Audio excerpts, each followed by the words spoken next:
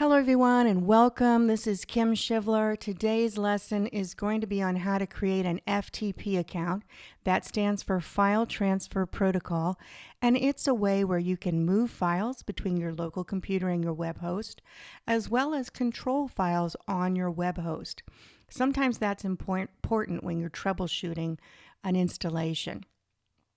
This lesson is going to show us how to create an account. It is part of a blog post at White Glove Web Training. And then there's another video that will also be part of that blog post showing you how to use FileZilla, which is an FTP client. Let's get started. Before I can configure my FTP client, I have to have an FTP account. I have logged into the control panel at my web host, and I'm going to scroll down where it says Files. Now yours might look a little different, so check with your web host if you're not seeing this. But your web host should have a control panel access for you that gives you FTP account access as long as they provide that access.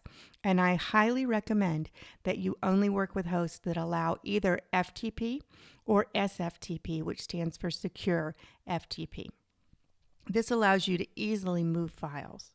So I'm going to click on FTP, and I'm going to set this for just our test FTP since we're just working this.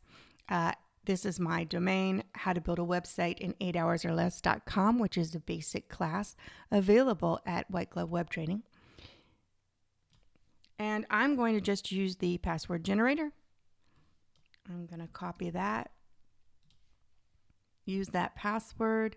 And now what you're going to notice is it wants to put this under a subdirectory called test FTP. If you're granting access to someone just so that they can upload some files, maybe a theme file or something for you, then this is fine because you wouldn't want them to have access to the rest of your site. In my case, I want to be able to edit my main files. And for many web hosts, the main directory is going to be public_HTML. That would be where you find your main domain name that is being hosted. If you have add-on domains, you would actually see those under the listing under a directory, usually with that domain.com or .net, whatever your domain is. So I'm going to back this up so that I have full access, and I'm going to create the FTP account. That's all I have to do for creating the account. This is Kim Shivler. Thank you for joining me. I hope you'll grab the next video where I actually show you how to use FTP using the FileZilla client. Thank you. See you next time.